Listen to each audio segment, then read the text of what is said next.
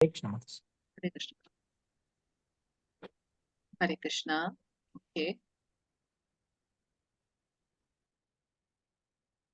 பிரணத்தி இது பண்ணிடுறேன். பிரபுஜி இன்னைக்கு நான் சொல்றேன், நாளைக்கு நீங்க சொல்லுங்க பிரபுஜி. ஓம் நமோ பகவதே வாசுதேவாய. ஓம் நமோ பகவதே வாசுதேவாய. ஓம் நமோ பகவதே வாசுதேவாய. ஓம் அஜ்ஞானதிமிராந்தஸ்ய ஞானாஞ்சனशलाकय चक्षुरुन्मीलितं येन तस्मै श्रीगुरवे नमः. श्रीचैतन्यमनोभीष्टं स्थापितं येन भूतले स्वयं रूप कथामह्यं तथादि स्वपदान्तिकम् वन्देऽहं श्रीगुरो श्रीयुतपदकमलं श्रीगुरोन् वैष्णवां च श्रीरूपं साग्रजातं सहगणरघुनाथान्वितं तं सजीवं सात्वैतं सावधूतं परिजनसहितं श्रीकृष्णचैतन्यदेवं श्रीराधाकृष्णपादान् सहगणललिता श्रीविशाखान्वितां च हे कृष्णा करुणा सिन्धु दीनबन्धो जगत्पदे गोपेश गोपिका कान्ता राधाकान्त नमस्तुते तप्त काञ्चन गौराङ्गी राधे वृन्दावनेश्वरी वृषभानुसुते देवी प्रणमामि हरिप्रिये वाञ्छकल्पतरुभ्यश्च कृपा सिन्धुभ्य एव च पतितानां पावनेभ्यो वैष्णवेभ्यो नमो नमः। नमो महावदन्याय कृष्णप्रेमप्रदायते कृष्णाय कृष्णचैतन्य नाम्ने गौरे त्विषे नमः।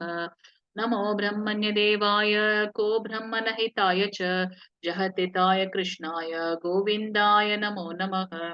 गुरवे गौरचन्द्राय राधिकायै ततालये कृष्णाय कृष्णभक्ताय तद्भक्ताय नमो नमः।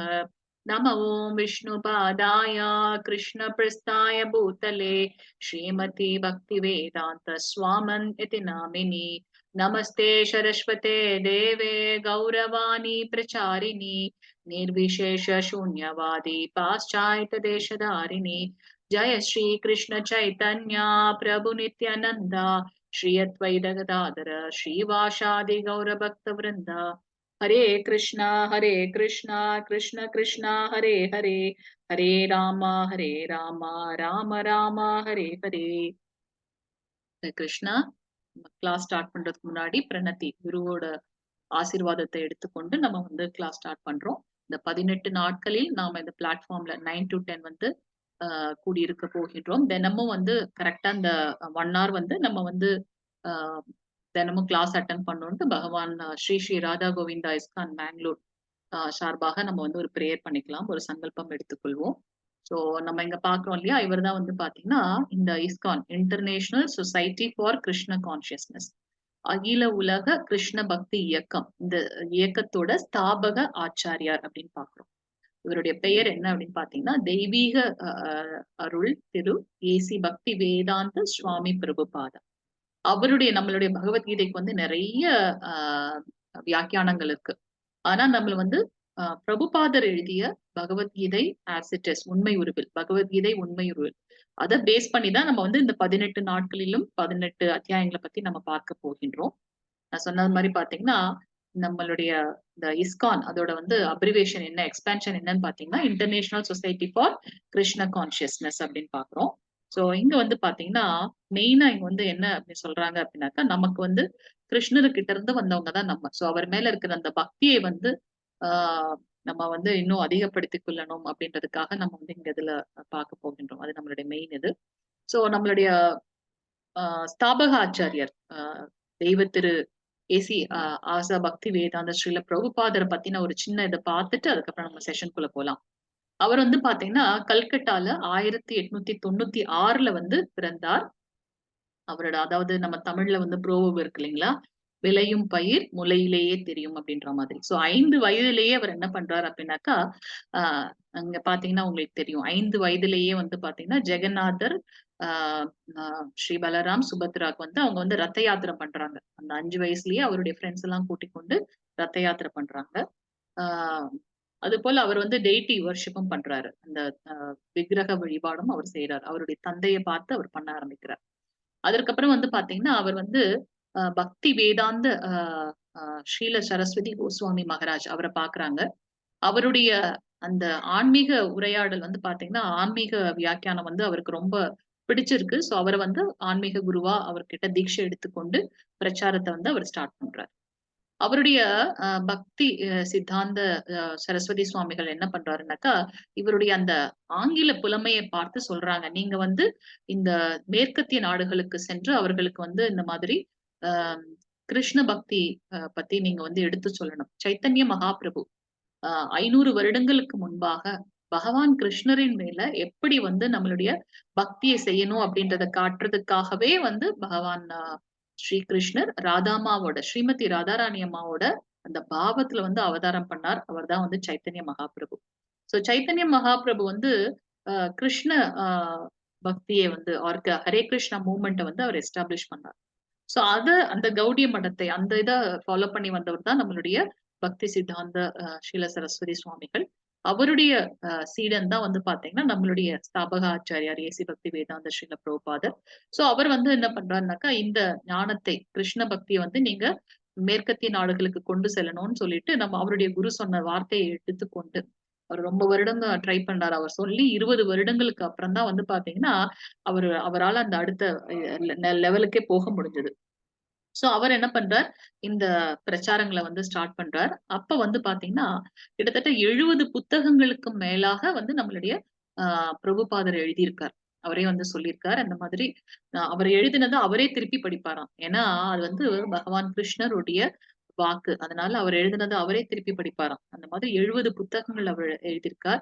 சோ நம்ம பார்க்கக்கூடிய இந்த பகவத்கீதையும் வந்து பாத்தீங்கன்னா, அவருடைய அந்த பகவத்கீதை உண்மை உரிமை அதை பொறுத்துதான் நம்ம வந்து நம்ம பார்க்க போகின்றோம். ஆஹ் ஸ்கிரீன் ஓகே.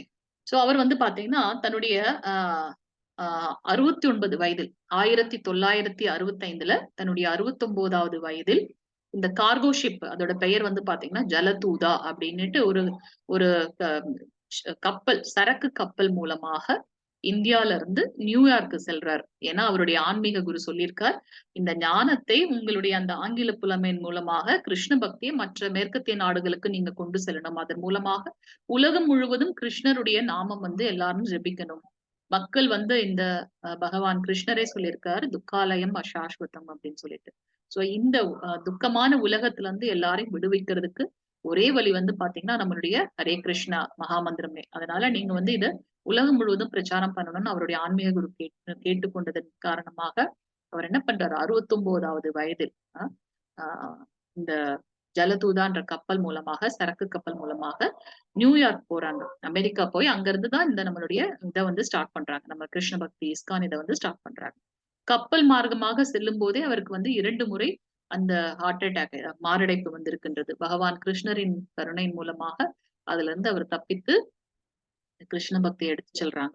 சோ தன்னுடைய ஆஹ் ஆஹ் 11 வருடங்களுக்குள்ளாராக அடுத்ததுல பார்க்க போறோம். எந்தெந்த நாடுகளுக்கெல்லாம் அவர் போயிருக்கான்னு பாருங்க. கிட்டத்தட்ட 14 முறை வந்து பாத்தீங்கன்னா அந்த உலகம் முழுவதும் வந்து அவர் சுற்றி வந்திருக்கிறார். ஆஹ் அது மட்டும் இல்லாம தன்னுடைய 11 வருடங்களுக்கு உள்ளாராக 108 டெம்பிள்ஸ் வந்து அவர் வந்து நிறுவி இருக்கார். 1965ல இங்க இருந்து கிளம்புறாங்க.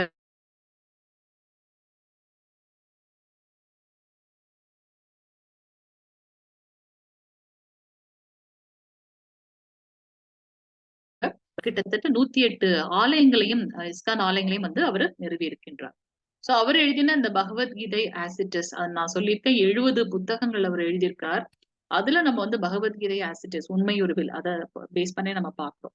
இந்த ஞானம் வந்து பகவான் கிருஷ்ணரே சொல்லியிருக்கார், ஒரு ஆன்மீக குரு சீட பரம்பரை மூலமாக இந்த திவ்யமான ஞானத்தை நாம் வந்து பெற்றுக்கொள்ள வேண்டும் அப்படின்னுட்டு.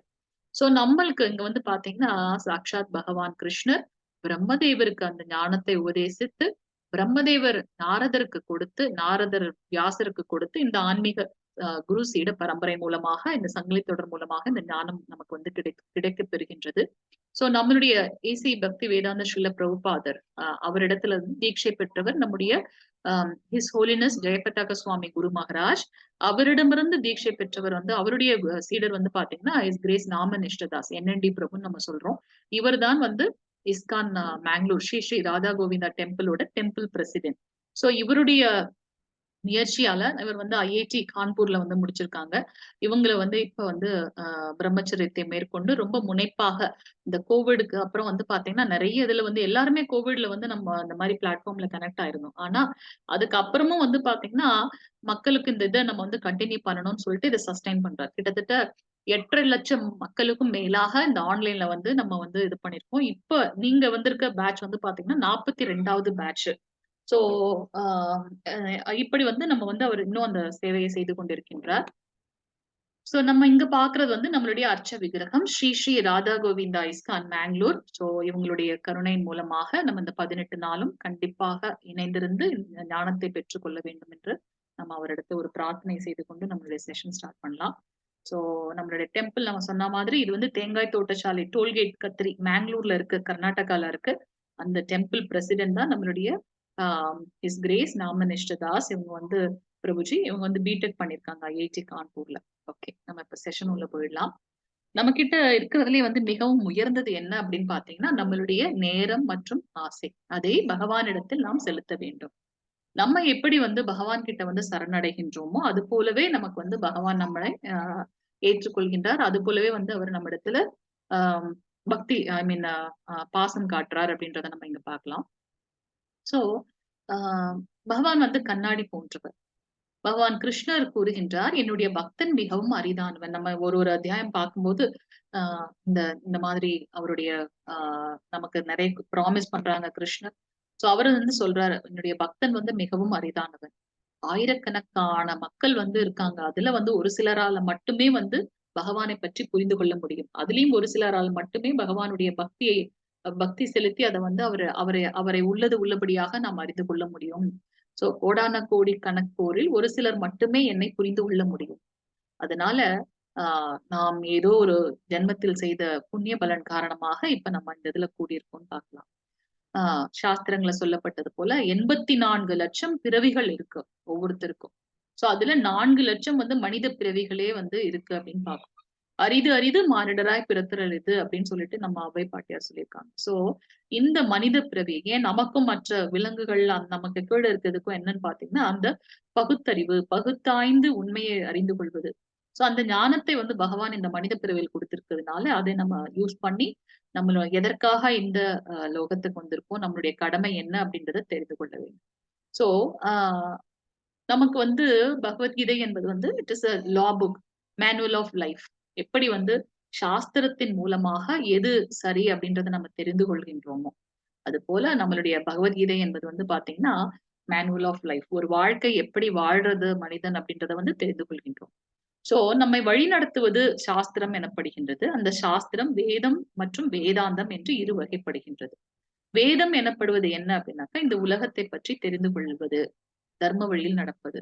வேதாந்தம் எனப்படுவது ஆத்மாவை பற்றி அறிந்து கொள்வது, பரமாத்மாவை பற்றி அறிந்து கொள்வது. நான் யார், எதற்காக வந்திருக்க, என்னுடைய கடமை என்ன, பரமாத்மா என்பவர் யார், நம்மளுடைய வாழ்க்கையோட குறிக்கோள் என்ன அப்படின்றத தெரிந்து கொள்றது வந்து பாத்தீங்கன்னா வேதாந்தம். அது போல வேதம் வந்து பாத்தீங்கன்னா எப்ப வந்ததுன்றது நம்மளால சொல்ல முடியாது. ஸோ எப்படி நம்மளுடைய மூச்சு காற்று அது போல பகவானோட சுவாச காற்று வந்து வேதம் அப்படின்னு சொல்றோம். அது எப்பவுமே வந்து எட்டர்னலா இருக்கும், நிரந்தரமான ஒன்று. அதற்கு வந்து ஒரு பவுண்டரிஸ் கிடையாது, எல்லையற்ற ஒன்று அப்படின்றத வந்து நம்ம பார்க்கலாம். சோ பகவானை பற்றி தெரிந்து கொள்வதால் ஒருவன் மோட்சம் அடைவான் என்று உபனிஷத்துக்கள் கூறுகின்றன. வியாசதேவர் வந்து வேதங்களை நமக்கு தொகுத்து கொடுத்திருக்கின்றார். 4 வேதங்கள், ரிக், யஜுர், சாம, அதர்வன. ஆனா அதெல்லாம் புரிந்து கொள்ளக்கூடிய அளவு நமக்கு வந்து அந்த ஞானம் இல்லை. அந்த யுகங்கள் வந்து அந்த வந்து கொண்ட கலியுகத்துல அதுவும் நமக்கு வந்து ரொம்ப கடினமாக இருக்கின்றது. அதனால அதோட எசன்ஸ வந்து உபனிஷத்துக்களாக வியாசதேவர் கொடுத்தார். அதையும் நம்மளால புரிந்து கொள்ள முடியவில்லை. அதனால பகவத்கீதையை வந்து பகவான் கிருஷ்ணர் நம்ம இந்த துன்ப கடல்ல என்னோட குழந்தை ரொம்ப இந்த சம்சார சாகரத்துல கஷ்டப்பட்டுட்டு இருக்கான், அவனை வந்து எடுக்கணும்ட்டு பகவான் வந்து நம்ம மேல அபரிதமான கருணை, காரணமற்ற கருணை, அதன் மூலமாக நமக்கு வந்து பகவத்கீதையை வந்து கொடுத்திருக்கின்றார் அப்படின்றத வந்து நம்ம பார்க்கணும். சோ உபனிஷத்துக்கள் வேதத்தின் சாரம் 5வது வேதமாக கருதப்படுவது பகவத்கீதை அப்படின்றத வந்து நம்ம பார்க்கலாம். ஆத்மா என்பது என்ன அப்படின்னாக்கா பரமாத்மாவோட ஒரு அங்கம்.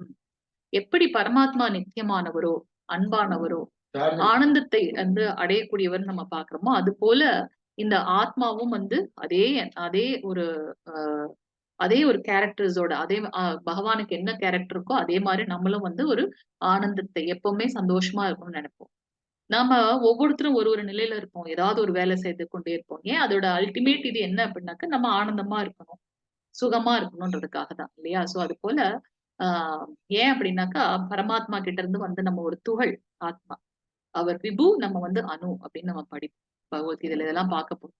சோ பரம்பொருள் எப்படி நிரந்தரமானவரோ அது போல ஆத்மாவும் நிரந்தரமானது. ஒரு குறிப்பிட்ட வயதுக்கு மேல இந்த உடல் நம்ம இப்ப பார்க்கக்கூடியமே அந்த ஸ்தூல உடல் மட்டும்தான் மறையும். ஆனால் உள்ள இருக்கக்கூடிய ஆத்மா அது 2 லேயரால கவரப்பட்டிருக்கு. மனம், புத்தி, பொய், அகங்காரம் 3 லேயர்கள் வந்து கவர் பண்ணிருக்கு இந்த ஆத்மாவை.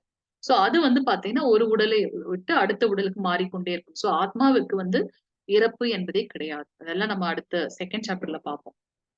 சோ பரம்பொருள் நிரந்தரமானவர், நித்தியமானவர், ஆனந்தத்திற்கு ஆனந்தம் அப்படின்றதுக்கு வந்து எதிர்மறை கிடையாது. இன்பம், துன்பம் அந்த மாதிரி விருப்பு, வெறுப்பு அந்த மாதிரி இருக்கு. ஆனந்தத்துக்கு எதிர்மறை என்பது ஒன்றும் அல்ல. ஏன்னா அது வந்து நிரந்தரமான, அளவு கடந்த, எல்லையற்ற, மாற்றமல்லாத ஒன்று. அதுதான் வந்து ஆனந்தம்னு பார்க்கணும். ஆத்மாவிற்கு உயர்ந்த பரமானந்தம் தேவைப்படுகின்றது. அந்த ஆனந்தத்தை எப்படி அடைவது என்பதை கூறுவதே பகவத்கீதை அப்படின்னு பார்க்கிறோம். சோ எல்லா சாஸ்திரத்திலயும் வந்து பாத்தீங்கன்னா அனுபந்த சதுஷ்டகம் அப்படின்னு சொல்லப்பட்டிருக்கு. என்ன அது? 4 விஷயங்களை பற்றி நமக்கு விளக்குது. முதலாவது அந்த அந்த சப்ஜெக்ட் என்ன? ஒரு ஒரு ஏதாவது ஒண்ணு நம்ம படிக்கிறோம் அப்படின்னாக்கா என்ன அது எதை பத்தி சொல்லியிருக்கு?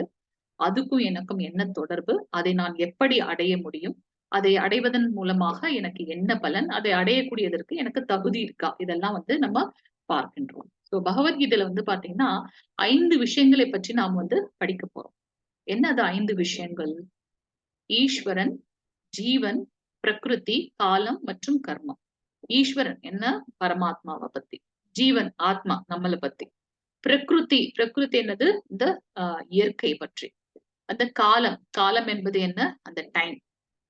மற்றும் கர்மம்னா என்ன? செயல்கள். இந்த 5 விஷயங்களை தான் வந்து பகவத்கீதையில நம்ம படிக்க போகின்றோம். இந்த 5 விஷயங்களில் ஆஹ் நமக்கு வந்து சிலது வந்து நிலையான ஒன்று, சிலது வந்து நிலையற்ற ஒன்று, மாற்றக்கூடிய ஒன்று. இந்த 5 விஷயங்களை மாற்ற முடியுமா அப்படின்னா பரமாத்மாவை நம்மளால மாற்ற முடியுமா? முடியாது. நித்தியமானது, எட்டர்னல். ஆத்மாவும் நித்தியமான ஒன்று. பிரகிருதி இந்த பிரபஞ்சமும் அந்த ஒரு ஒரு பொருளுக்கும் இருக்கக்கூடிய இயற்கை அதுவும் நிரந்தரமான ஒன்று. காலத்தையும் நம்மளால மாற்ற முடியாது. எதை மாற்ற முடியும்? கர்மா. நாம் செய்யக்கூடிய செயல்களை மாற்றி அதன் மூலமாக பகவானை அடைய முடியும். காலம் என்பது கர்மம் என்பது மாறக்கூடிய ஒன்று. மற்ற 4 விஷயங்களும் மாற முடியாத ஒன்று. சோ நம்ம 5 விஷயங்கள் என்னென்ன பார்க்க போறோம்? ஈஸ்வரன், ஆத்மா, பிரகிருதி, காலம் மற்றும் கர்மம். இந்த 5 விஷயங்களை தான் நம்ம வந்து பகவத்கீதையில வந்து பார்க்க போகின்றோம். சோ பகவத்கீதையை அப்படியே நம்ம எப்படி வேணா யார் வேணா சொல்றதை கேட்கலாமா? இல்ல. நம்ம பகவத்கீதையை ஸ்ரீ குரு சீட பரம்பரை மூலமாக தெரிந்து கொள்ள வேண்டும்.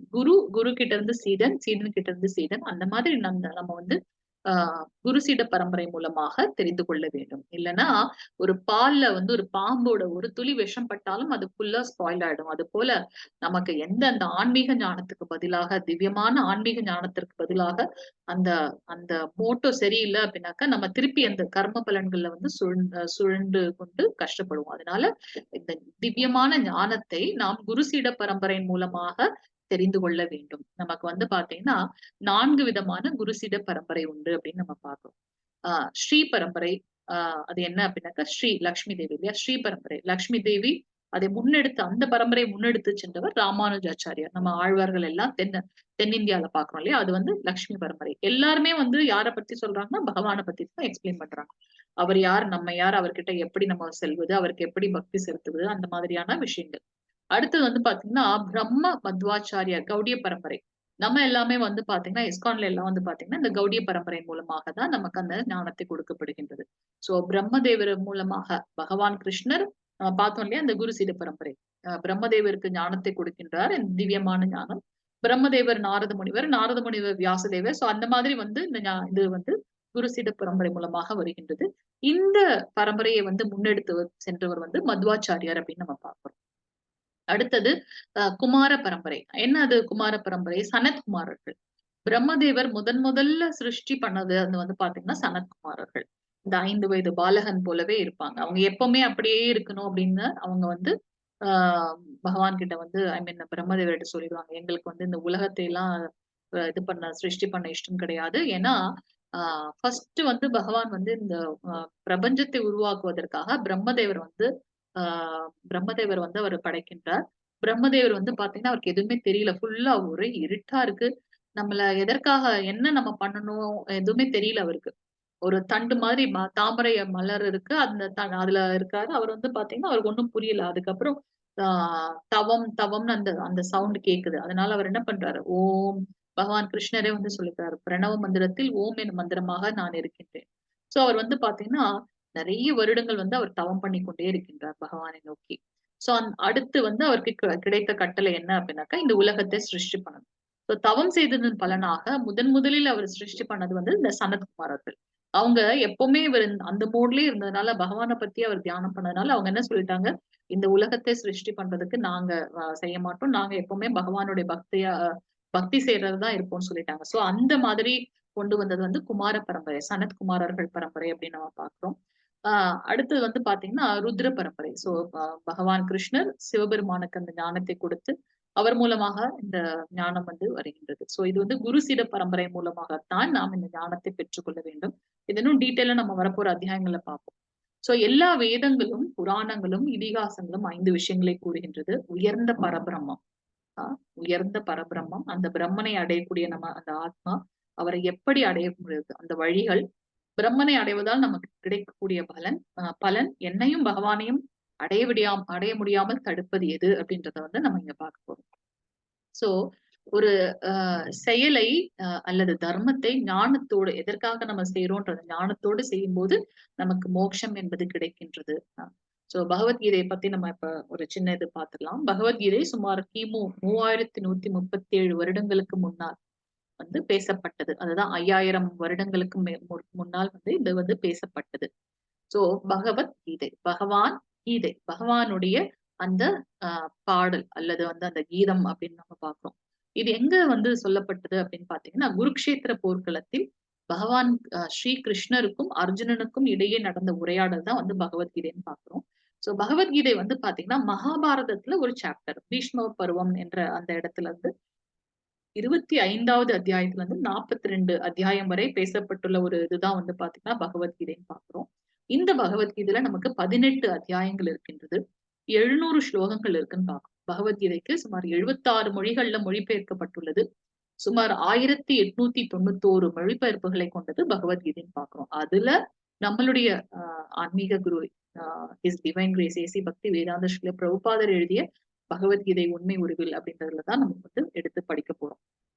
சோ பகவத்கீதைக்கு சுமார் 273 ஆங்கில மொழிபெயர்ப்புகள் உண்டு அப்படின்றத பார்க்கலாம். சோ பகவத்கீதையை நமது அந்த இதை நம்ம பார்த்துட்டோம். சோ பகவத்கீதையில திருதராஷ்டிரர் வந்து ஒரு ஸ்லோகமும் 700 ஸ்லோகம் பார்த்தோம் இல்லைங்களா, ஒரு ஸ்லோகமும், சஞ்சயன் 41 ஸ்லோகங்களையும், அர்ஜுனன் 83 ஸ்லோகங்களையும், ஸ்ரீ கிருஷ்ணர் 575 ஸ்லோகங்களையும் பேசியிருக்காங்க அப்படின்றத வந்து நம்ம பார்க்கலாம்.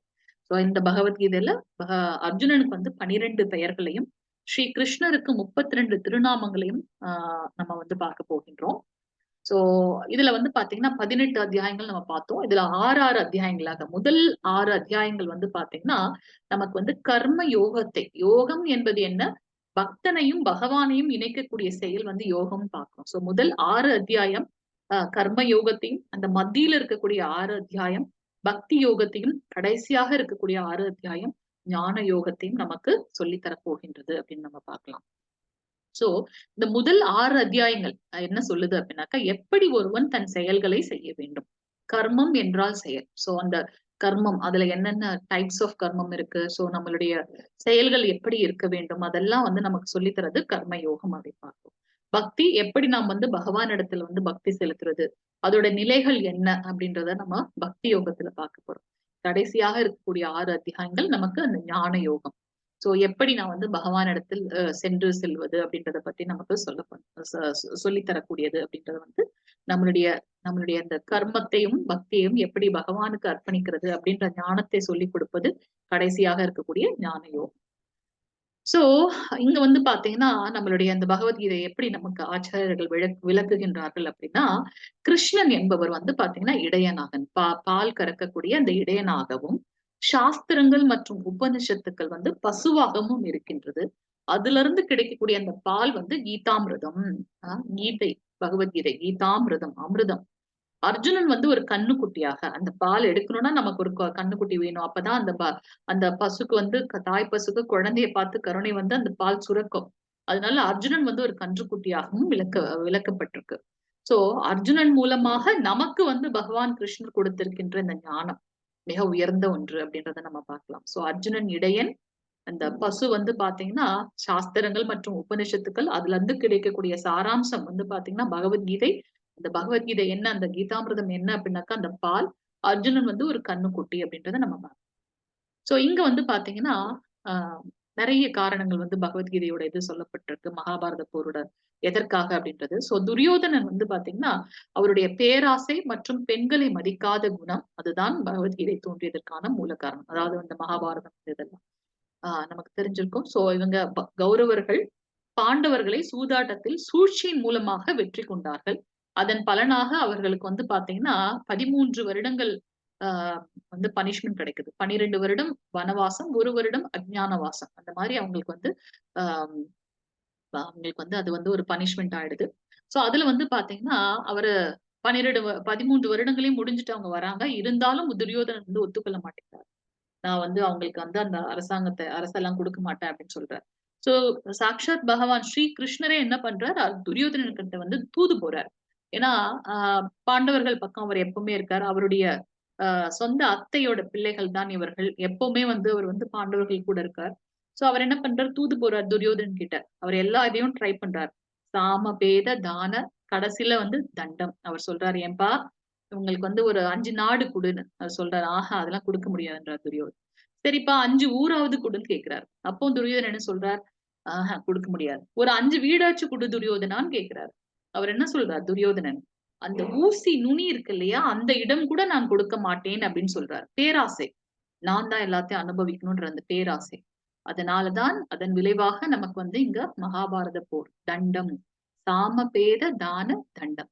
சோ கடைசி அவர் வழி இல்லாமல் மகாபாரத போர் நடக்க அவங்க முடிவு பண்றாங்க.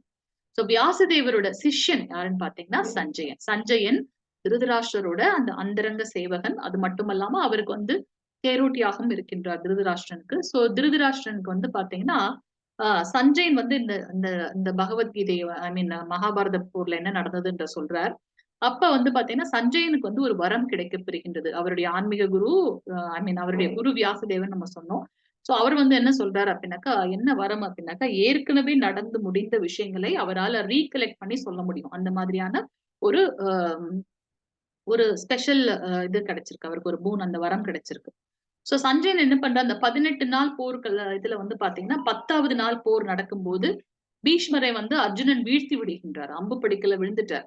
விழுந்த உடனே சஞ்சயனுக்கு புரிஞ்சிருச்சு, ஓகே இதுக்கு மேல நமக்கு வந்து ஒரு ஒரு சிம்டமும் கிடையாது. நம்மளுடைய நம்மளுடைய கௌரவர்கள் சைடுல வந்து வெற்றி பெற எல்லாருமே கௌரவர்கள் தான். இவங்க வந்து பாண்டவர்கள் கௌரவர்கள் அப்படின்னு நம்ம துரியோதனன் பிளஸ் அவருடைய அந்த 100 தம்பிமார்கள் எல்லாரும் கௌரவர்களாகவும், பாண்டவர்களை வந்து பாண்டுவுக்கு பிறந்த 5 மகன்களை வந்து பாண்டவர்களாகவும் நம்ம பார்க்கிறோம். சோ இனி வந்து கௌரவர்கள் வெற்றி பெற, துரியோதனன் சைடுல வெற்றி பெற வாய்ப்பே இல்லைன்னு தெரிஞ்சிடுச்சு சஞ்சயனுக்கு. அதனால அவர் போர்க்களத்தை விட்டுட்டு 10வது நாள் என்ன பண்றார், திருதராஷ்டிரனுக்கு வந்து என்ன நடந்ததுன்றத சொல்றதுக்காக திருதராஷ்டிரன் கிட்ட வரார். அத அப்படி வந்து அவங்க 2 பேருக்கும் நடக்கின்ற அந்த இதுதான் வந்து பாத்தீங்கன்னா பகவத்கீதை. சோ நம்ம ஜஸ்ட் ஒரு ஒரு முன்னுரை மாதிரி நம்ம இதை பார்த்துட்டோம். சோ நமக்கு வந்து பாத்தீங்கன்னா பகவத்கீதை வந்து நமக்கு எல்லா பிரச்சனைகளுக்கும் தீர்வு கொடுக்கக்கூடியது. எப்போ ஒரு ஞானம் அது என்ன உண்மைன்னு தெரிஞ்சிருச்சுன்னா, இந்த நம்மளுடைய அந்த அன்னெசரியா இருக்கக்கூடிய காமம், குரோதம், பயம் அதெல்லாம் நமக்கு வராது. சோ இத வந்து நிறைய மகான்கள் வந்து இத பத்தி சொல்லியிருக்காங்க. மகாத்மா காந்தி வந்து என்ன சொல்றாருன்னா, இது வந்து ஒரு dictionary, it is a spiritual dictionary அப்படின்றாரு. ஒரு ஆன்மீக அகராதி. பகவத்கீதை என்பது ஒரு ஆன்மீக அகராதி. எப்பவுமே அவர் கையில அந்த புக் வச்சிருப்பார் பகவத்கீதை. சோ இது வந்து எல்லா எல்லா தலைவர்களுக்கும், உலகெங்கிலும் உள்ள தலைவர்களுக்கு உத்வேகம் அளிக்கக்கூடிய ஒரு புத்தகம் அப்படின்னு சொல்லியிருக்காரு. இந்த குவாண்டம் பிசிக்ஸ் பத்தி நமக்கு சொல்லியிருக்காரு இல்லையா? சோ ஐன்ஸ்டீனும் வந்து பாத்தீங்கன்னா பகவத்கீதை வந்து படிச்சுட்டு கடவுள் இந்த பிரபஞ்சத்தை எவ்வாறு படைத்தார் என்பதை பற்றி சிந்திக்கும் போது மற்ற அனைத்தையும் மிதமிஞ்சியதாக தெரிகின்றது அப்படின்றத வந்து ஒரு பெரிய சயின்டிஸ்ட் அவரே வந்து இந்த மாதிரி நமக்கு சொல்லியிருக்காரு. ஒரு ஒரு நாளும் புதிய புதிய அர்த்தங்களை கொடுக்கக்கூடியது பகவத்கீதை அப்படின்னு மகாத்மா காந்தி சொல்லியிருக்காருன்றதை நம்ம பார்க்கலாம். ஸோ எப்படி வந்து ஒரு மொபைலுக்கு வந்து சார்ஜ் பண்ணணும் அப்படின்னாக்கா கரெக்டான அந்த பிளக் பாயிண்ட்ல வச்சு நம்ம இது பண்றோம். அது போல இந்த ஞானம் என்பது ஆன்மீக குரு சீட பரம்பரையின் மூலமாக மட்டுமே நமக்கு வந்து இந்த ஞானத்தை எடுத்துக்கொள்ள வேண்டும் அப்படின்றத வந்து நம்ம இங்க பார்க்கலாம். சோ நம்ம வந்து ரொம்ப ஷார்ட்டா இந்த ஃபர்ஸ்ட் லெவல் 1ல வந்து பாத்தீங்கன்னா நமக்கு வந்து ரொம்ப ஷார்ட்டா என்ன 2 பேருக்கும் ஐ மீன் கிருஷ்ணருக்கும் அர்ஜுனனுக்கும் நடந்த அந்த உரையாடலை நம்ம வந்து பார்க்க போகின்றோம். சோ பகவத்கீதையில வந்து பாத்தீங்கன்னா அந்த மனநிலை என்ன அப்படின்னாக்கா அர்ஜுனன் வந்து எல்லா தன்னுடைய சொந்த உறவினர்கள், சகோதரர்கள், நம்முடைய பாட்டனார், ஆசிரியர்கள் எல்லாரையும் நான் வந்து எப்படி போர் பண்ண முடியும்? இது வந்து பாவச் செயல் அப்படின்ட்டு நிறைய காரணங்களை சொல்லிட்டு போர் புரிய மாட்டேன் அப்படின்னு சொல்லிட்டு உட்கார்ந்துடுறார். கிருஷ்ணர் வந்து பாத்தீங்கன்னா he's the best friend, councillor, உறவினர், நிறைய விஷயங்களை சொல்லிட்டே போலாம். சோ அவர் வந்து பாத்தீங்கன்னா அர்ஜுனனை ஊக்கப்படுத்தி எப்படி வந்து போரிட செய்கின்றார் அப்படின்றத வந்து நமக்கு எடுத்து சொல்வதுதான் வந்து இந்த பகவத்கீதை. சோ இதுல வந்து கிருஷ்ணர் அர்ஜுனனுக்கு இல்ல நமக்கு தான் வந்து நிறைய ஞானத்தை கொடுத்திருக்கார். சோ அதை வந்து நம்ம வந்து பார்க்க போகின்றோம். நம்ம நாளையில இருந்து நம்ம கீதா மகாத்மியம் இன்னையோடதையும் சேர்த்து நம்ம நாளையில இருந்து வாசிக்கலாம். கீதா மகாத்மியம் என்பது என்ன அப்படின்னாக்கா கீதையோட புகழார்த்தை வந்து நமக்கு சொல்றது கீதா மகாத்மியம். சோ நம்ம தினமும் ஒரு ஒரு சாப்டருக்குன்னு ஒரு ஒரு மகாத்மியம் இருக்கு. அத நாளையில இருந்து முடிஞ்சா நீங்க எல்லாரும் ஒரு 10 மினிட்ஸ் ஏர்லியரா வந்து ஜாயின் பண்ணீங்கன்னா ஒரு 5 மினிட்ஸ் கீதா மகாத்மியம் வாசிச்சுட்டு ஒரு ரவுண்ட் சாண்டிங் பண்ணிடலாம். சோ அட்லீஸ்ட் ஒரு 10 மினிட்ஸ் முன்னாடி வர ட்ரை பண்ணுங்க எல்லாருமே. ஸோ அந்த ஒரு ஒரு சாப்டருக்கு உண்டான அந்த இதை வந்து நம்ம பார்க்க போறோம். அந்த புகழறையை வந்து நம்ம பார்ப்போம். இங்க வந்து பாத்தீங்கன்னா எல்லா உபனிஷத்தோட சாரம் வந்து கீதோபனிஷத் என்று அழைக்கப்படுகின்றது. ஓகே. சோ இங்க பாக்குறோம் இல்லையா? சோ இது வந்து பாத்தீங்கன்னா, அந்த 18 அத்தியாயங்கள் என்ன அப்படின்றத நம்ம பாக்குறோம். இந்த முதல் அத்தியாயம் வந்து குருக்ஷேத்திர போர்க்களத்தில் படைகளை கவனித்தல். நான் சொன்ன மாதிரி பிரபுபாதர் நமக்கு என்ன குடுத்திருக்காரோ அதுபடி நம்ம பாக்குறோம் இதுல. ஆக்சுவலா நம்மளுடைய இந்த சான்ஸ்கிரிட்டோட அந்த இது ஒரு ஒரு சாப்டரோட இது வந்து டிஃபரெண்டா இருக்கும். அர்ஜுன விஷாத யோகம் என்பது வந்து முதல் அத்தியாயத்தோட பெயர். நம்ம ஒரு ஒரு சாப்டர் பார்க்கும்போது அதையும் சேர்த்து நம்ம பார்ப்போம். ஒரு ஒரு அத்தியாயத்தோட சான்ஸ்கிரிட்டோட இது என்ன, நம்மளுடைய பிரபுபாதர் குடுத்த தலைப்பு என்னன்னு பார்ப்போம். சோ இங்க வந்து பாத்தீங்கன்னா நம்மள பிரபுபாதர் கொடுத்த தலைப்புப்படி நம்ம போட்டிருக்கோம். சோ அத்தியாயம் 1 வந்து குருக்ஷேத்திர போர்க்களத்தில் படைகளை கவனித்தல். அதுல 46 ஸ்லோகங்கள் இருக்கு. அத்தியாயம் 2ல வந்து பாத்தீங்கன்னா கீதையின் உட்பொருள் சுருக்கம் 72 ஸ்லோகங்கள் இருக்கு. அத்தியாயம் 3ல கர்மயோகம் 43 ஸ்லோகங்கள். அத்தியாயம் 4 உன்னத அறிவு 42 ஸ்லோகங்கள். அத்தியாயம் 5 கர்மயோகம் கிருஷ்ண உணர்வில் செயல் 29. அத்தியாயம் 6 தியான யோகம் 47. அத்தியாயம் 7 வந்து பூரணத்தின் ஞானம் 30 ஸ்லோகங்கள் இருக்கு. அத்தியாயம் 8 பரத்தை அடைதல் எப்படி அப்படின்றத சொல்லுது 28 ஸ்லோகங்கள். 9 வந்து பாத்தீங்கன்னா மிக ரகசியமான அறிவு 34 ஸ்லோகங்கள். 10வது அத்தியாயம் பூரணத்தின் வைபவம் 42 ஸ்லோகங்கள். 11வது அத்தியாயம் விஸ்வரூபம் அதுல 55 ஸ்லோகங்கள் இருக்கு. 12வது அத்தியாயம் பக்தி யோகம் அதுல வந்து பாத்தீங்கன்னா 20 ஸ்லோகங்கள் இருக்கு. 13வது அத்தியாயம் இயற்கையும் அனுபவிப்பவன் உணர்வும் அதுல 35 ஸ்லோகங்களுக்கு. 14 ஜட இயற்கையின் முக்குணங்கள் 27. அத்தியாயம் 15 புருஷோத்தம யோகம் 20 ஸ்லோகங்கள் இருக்கு. 16 தெய்வீக மற்றும் அசுர இயல்புகள் 24 ஸ்லோகங்கள். 17 நம்பிக்கையின் பிரிவுகள் 28 ஸ்லோகங்கள். 18 முடிவு கன்க்ளூஷன் துறவின் பக்கம் 78. சோ மொத்தம் நமக்கு 700 ஸ்லோகங்கள் இருக்கு அப்படின்றத நம்ம பார்க்கிறோம். சோ இந்த முதல் அத்தியாயம் அர்ஜுன விஷாத யோகம். குருக்ஷேத்திர போர்க்களத்தில் படைகள் எப்படி இருக்கு நிர்ணயிக்கப்பட்டிருக்குன்றத கவனிக்கிறது. இதுல 46 ஸ்லோகங்கள் இருக்கு. முடிஞ்சா எல்லாரும் சின்னதா ஒரு நோட் எடுத்து வச்சுக்கோங்க. நாளையில இருந்து நம்ம செஷன் போறதுக்கு முன்னாடி ஒரு ஜஸ்ட் கிளிம்ஸ் பார்த்துட்டு ஒரு 2 மினிட்ஸ் டிஸ்கஸ் பண்ணிட்டு தான் போவோம் தினமும். சோ அதை எடுத்து வச்சுக்கோங்க. சோ குருக்ஷேத்திர போர்க்களத்தில் படைகளை கவனிக்கிறது. அதுல வந்து 46 ஸ்லோகங்கள் இருக்கு அப்படின்றத நம்ம பார்க்கலாம். சோ இதுல வந்து பாத்தீங்கன்னா திருதராஷ்டிரர் வந்து கேட்கிறார். ஃபர்ஸ்ட் ஸ்லோகம் அது ஒரே ஒரு ஸ்லோகம் தான் அவர் சொல்லியிருக்காரு 0.1%. ஸோ இங்க வந்து பாத்தீங்கன்னா என்ன நடந்துச்சு குருக்ஷேத்திர போர்க்களத்துலன்னு கேட்கிறார். அதுக்கு சஞ்சயன் எக்ஸ்பிளைன் பண்றார். அதுல துரியோதனோட பயம் வந்து 2வது ஸ்லோகத்துல இருந்து 11வது ஸ்லோகம் வரைக்கும் விவரிக்கப்பட்டிருக்கு. 12ல இருந்து 11வது ஸ்லோகம் சொல்றீங்களா, 12ல இருந்து 19வது ஸ்லோகம் வரைக்கும் அந்த சங்குகளோட முழக்கம் கௌரவர்கள் சைட்ல எப்படி, அதுக்கப்புறம் நம்மளுடைய பாண்டவர்கள் சைட்ல எப்படி அந்த சங்கு முழக்கம் இருந்ததுன்றத பாக்குறோம். அர்ஜுனன் வந்து பாத்தீங்கன்னா இந்த படைகளை பாக்குறாரு 2 சைட்லயும். அது பார்த்துட்டு அவர் என்னென்ன சொல்றாரு அப்படின்றத வந்து 20ல இருந்து 26வது ஸ்லோகம் வரைக்கும் அந்த படைகளை பார்த்துட்டு அவர் பேச ஆரம்பிக்கின்றார். அர்ஜுனன் போரிட மாட்டேன் அப்படின்றதுக்கு 5 காரணங்கள் சொல்றார். அதை வந்து 27வது ஸ்லோகத்துல இருந்து 46வது ஸ்லோகம் வரைக்கும் நம்ம பார்க்க போகின்றோம். ஓம் நமோ பகவதே வாசுதேவாய. ஓம் நமோ பகவதே வாசுதேவாய. ஓம் நமோ பகவதே வாசுதேவாய. ஓம் ஸ்ரீ கிருஷ்ண பரமாத்மனே நமः. अध प्रथमोऽध्यायः अर्जुन विषाद योग. हरे कृष्णा. So first श्लोकम प्रभुजी वासिக்கிறீங்களா? हरे कृष्णा. हरे कृष्ण हरे कृष्ण वासिங்க प्रभु. हरे कृष्ण. धृतराष्ट्रवास धर्मक्षेत्रे गुरुक्षेत्रे समवेद युयुत्सुः मामः पाण्डवस्सैव किम कुर्वद संजय. ஹரே கிருஷ்ண பிரபுஜி. ஹரே கிருஷ்ண. சோ திருதராஷ்டிரர் வந்து கேட்கிறார், புண்ணிய யாத்திரை தலமான குருக்ஷேத்திரத்தில் போர் புரிய விருப்பம் கொண்டு ஒன்று கூடிய பிறகு என் மகன்களும் பாண்டுவின் புதல்வரும் என்ன செய்தனர் சஞ்சயனே அப்படின்னு கேட்கிறார். இங்க வந்து பாத்தீங்கன்னா இந்த ஃபர்ஸ்ட் ஸ்லோகம் படிக்கும்போது திருதராஷ்டிரருக்கு வந்து இந்த பௌதீகமான கண்கள் மட்டுமல்ல, ஆன்மீக பார்வையுமே இல்ல அப்படின்றத பாக்குறோம். அவருக்கு வந்து அவர் தான் மூத்தவர், தம்பியோட பிள்ளைகளையும் சேர்த்து அவர் தான் வந்து பார்க்கணும். ஆனா அந்த நயவஞ்சகம், அந்த மனசுக்குள்ள இருக்கக்கூடிய அந்த அந்த என்ன சொல்றது, வேறுபடுத்தி பாக்குறது பாத்தீங்கன்னா, ஏன் பிள்ளைங்களும் பாண்டுவோட பிள்ளைகளும் என்ன செய்யறாங்க அப்படின்றத கேட்கிறார் சஞ்சயன் கிட்ட.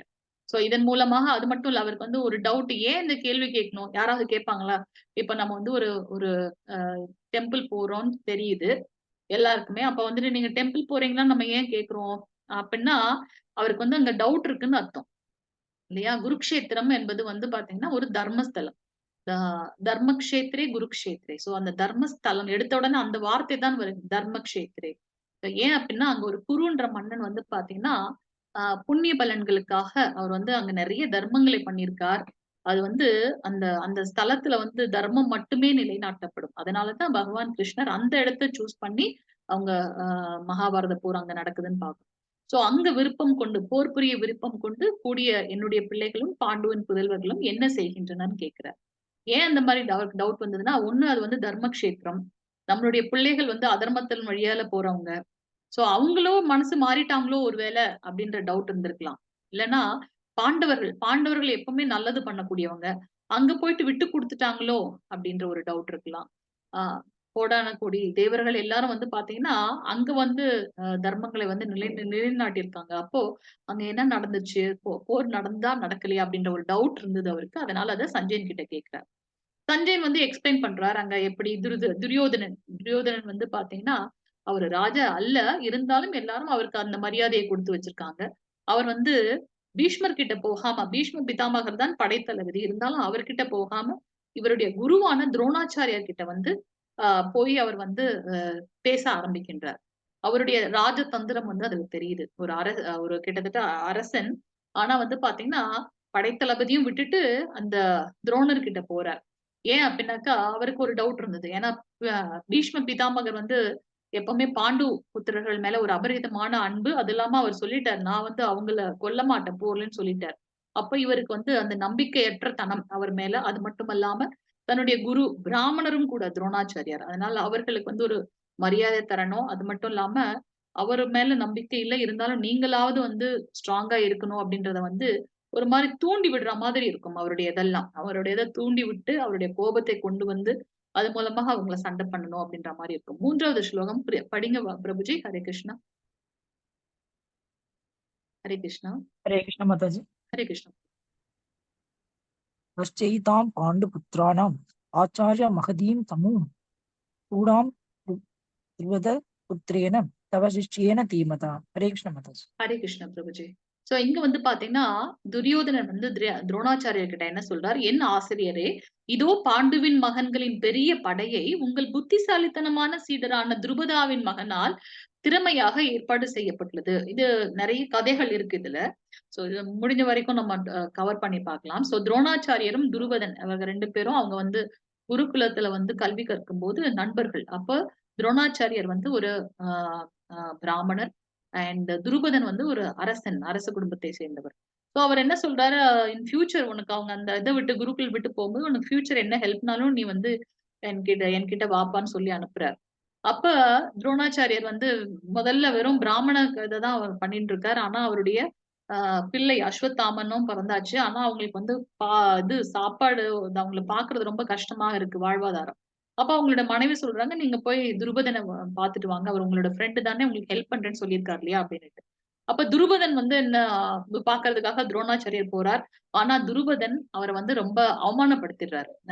தன்னுடைய நண்பனான துரோணாச்சாரியரை அவமானப்படுத்திடுறாரு. அதனால துரோணருக்கு வந்து கோபம் வந்து என்ன பண்றாரு, என்னுடைய சீடனை வைத்தே நான் வந்து உனக்கு பாடம் கற்பிக்கின்றேன்னு சொல்லிட்டு வந்துடுறாரு. வந்தது மட்டுமல்லாம கௌரவர்கள் பிளஸ் பாண்டவர்கள் அந்த கௌரவர்கள் 105 பேருக்கும் வந்து அவர் வந்து அந்த கால போர்க்கலையை கற்றுக் கொடுக்கின்றார். அதுல அர்ஜுனன் வந்து ஒரு தீவிரமான நல்ல ஒரு சீடனாக இருக்கின்றார். அவரை வைத்தே துருபதனை வந்து போர்ல வெற்றி கொள்கின்றார். அப்ப வந்து துரோணாச்சாரியர் சொல்வாரு, நீ எப்ப எனக்கு அடிமையாயிட்டு அப்ப இந்த இந்த அரச புலம் எல்லாமே எனக்கு தான் சொந்தம். அதுல உனக்கு பாதியை நான் குடுத்துடுறேன் அப்படின்னு சொல்லி அவரை சொல்லி அவமானப்படுத்திடுறாரு. அதனால துருபதனுக்கு திருப்பி வந்து பழிவாங்கும் உணர்ச்சி. அதனால அவர் என்ன பண்றார், அந்த யக்ஞம் வளர்த்து அந்த யக்ஞத்துல வந்து சொல்றாரு, துரோணரை கொல்லக்கூடிய மகன் எனக்கு வேணும்னு சொல்லிட்டு யக்ஞம் பண்றாரு. அதுல இருந்து வந்தவர் தான் வந்து பாத்தீங்கன்னா திருஷ்டத்யும்னன், துருபதனுடைய மகன் திருஷ்டத்யும்னன். அப்ப ஆஹ் துருபதன் வந்து அந்த இது பண்ணும்போதே பாத்தீங்கன்னா அர்ஜுனனோட அந்த அவருடைய மெயின் குறிக்கோள் வந்து மகன் கிடைக்கணும், அவரை கொல்றதுக்கு. அது மட்டும்தான் அவரோட இது.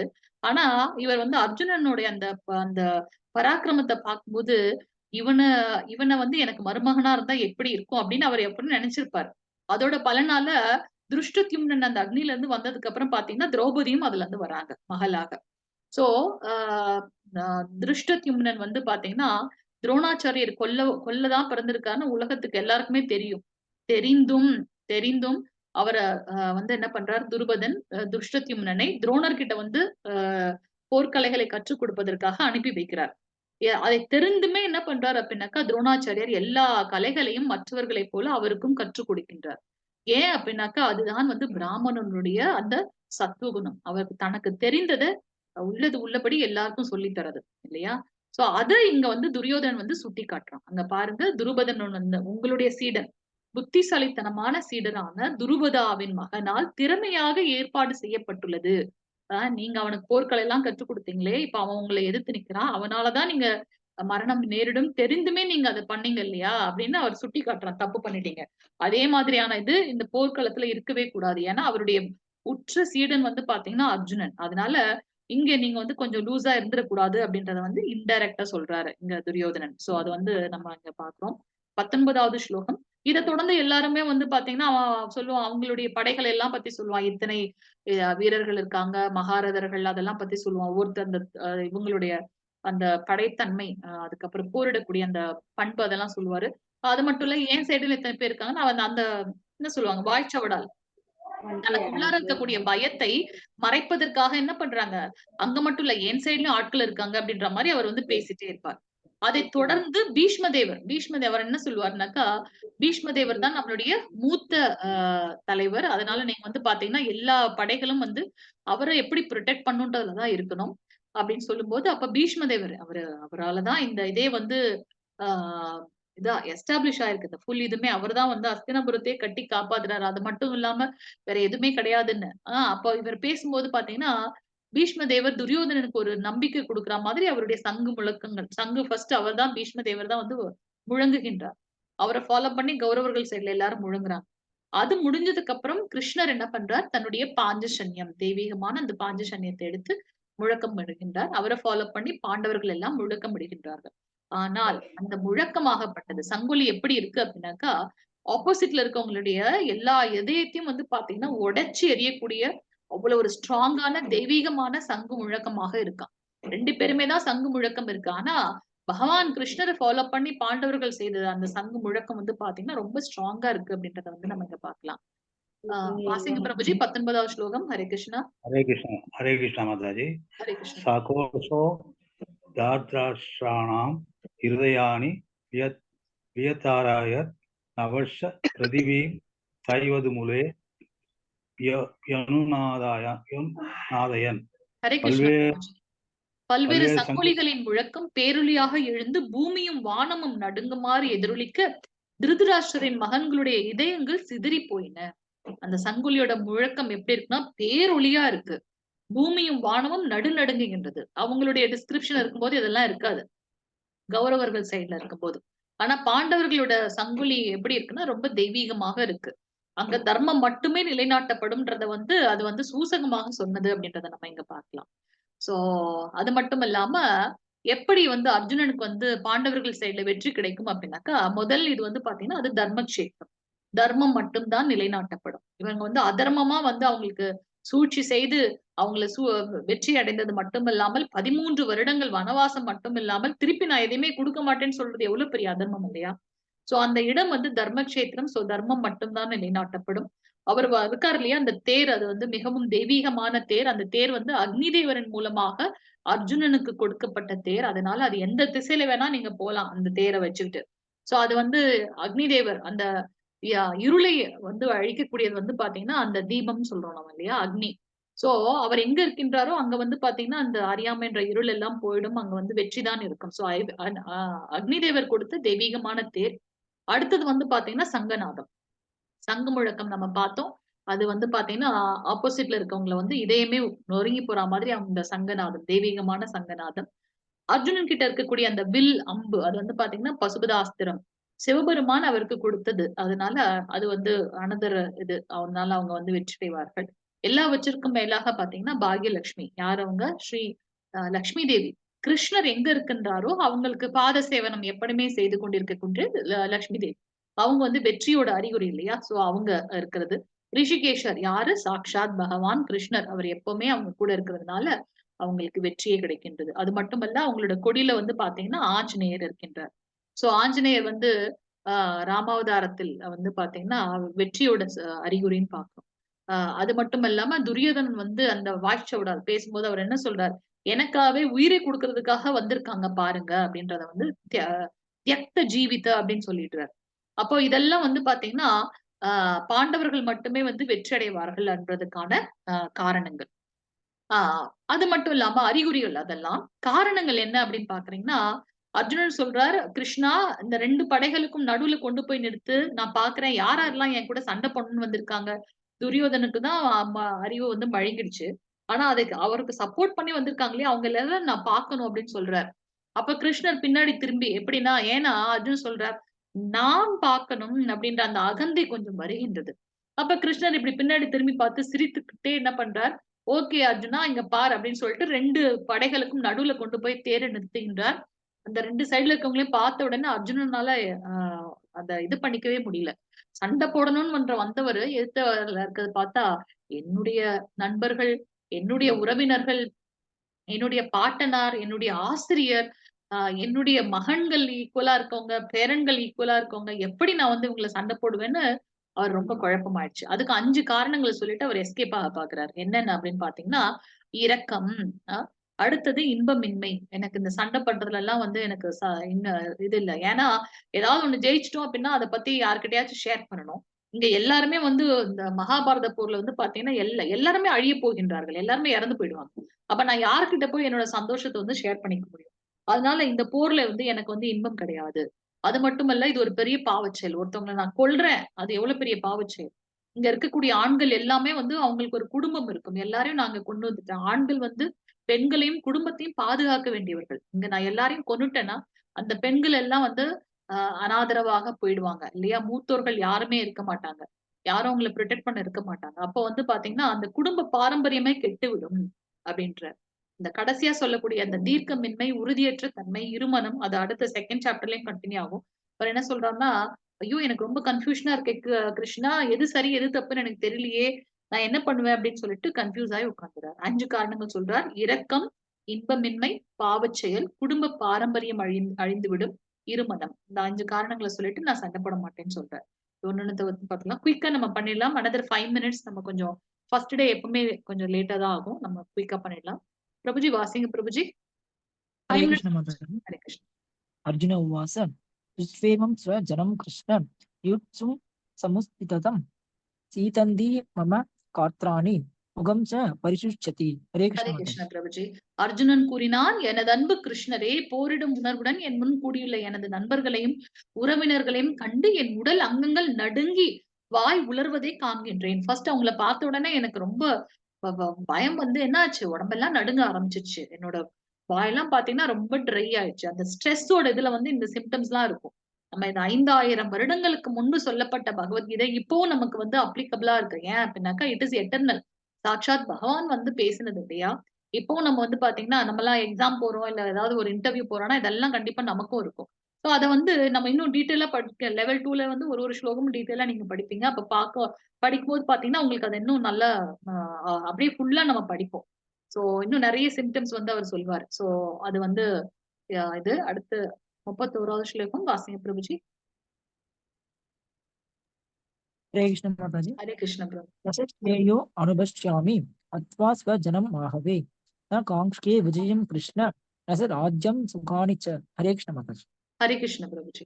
சொந்த உறவினரையே இப்பொருள் கொள்வதால் என்ன நன்மை வரும் என்பதை என்னால் காண முடியவில்லை. இவ்வளவு நாள் இவருக்கு தெரியல. இப்பதான் வந்து அவருக்கு தெரியுது அர்ஜுனனுக்கு இல்லையா?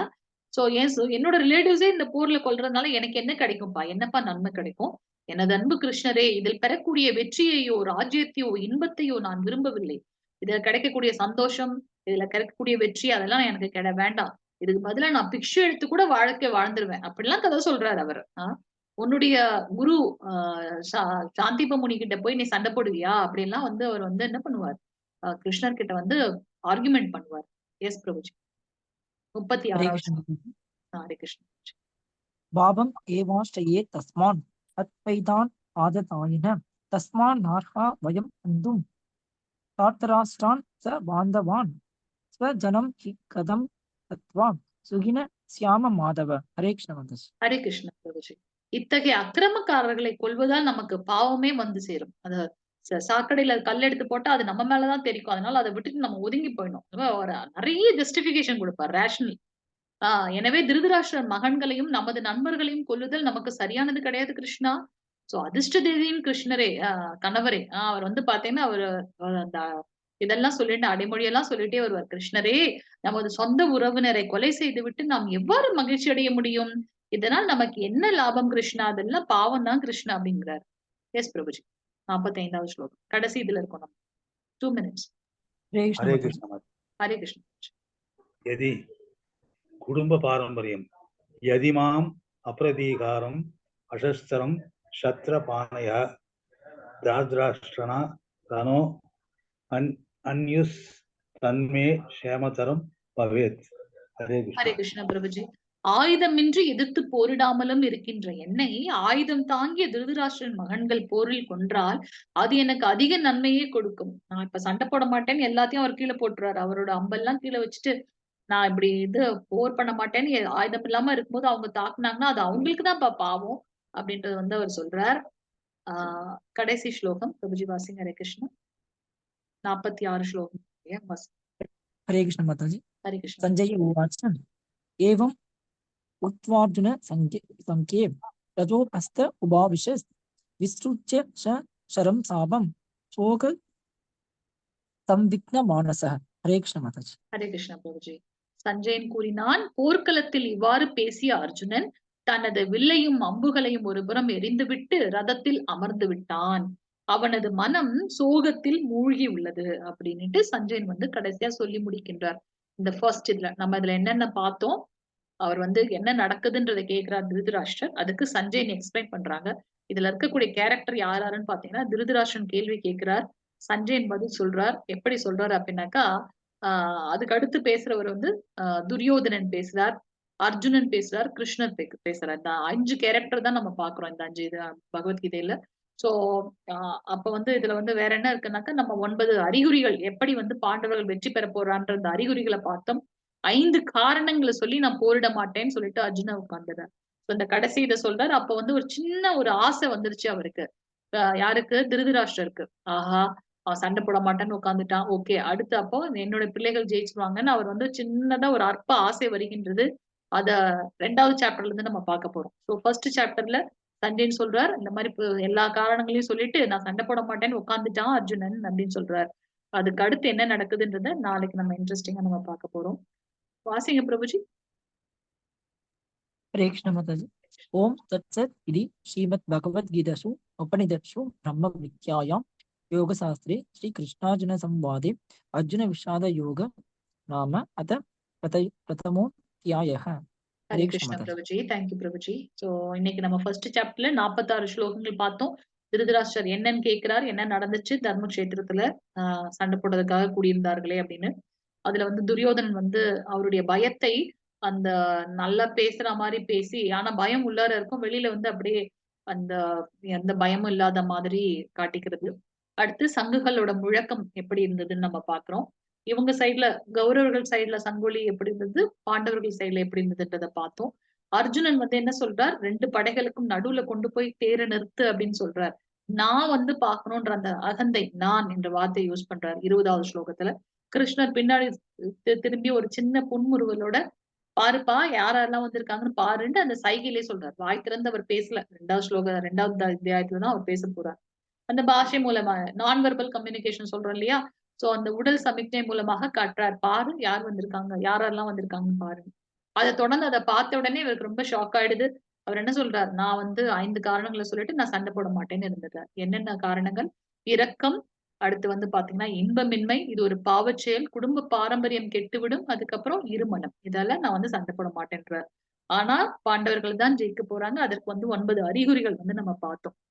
சோ எல்லாருக்கும் ஹரே கிருஷ்ணா. வாஞ்ச கல்பதருப்யஸ்ய கிருபா சிந்துபேவச்ச பதிதானாம் பாவனேபியோ வைஷ்ணவேபியோ நமோ நமக. अनंत कोटि वैष्णव वृंद की जय। नामाचार्य श्रील हरिदास ठाकुर की जय। जगत गुरु श्रील प्रभुपाद की जय। नित्य गौरव प्रेमानंदे हरि हरि बोल। हरे कृष्ण हरे कृष्णा। மாதாஜி பிரபுஜி இன்னையோட செஷன்ல ஏதாவது டவுட் இருந்ததுன்னா நீங்க கேட்கலாம். ஹரே கிருஷ்ணா.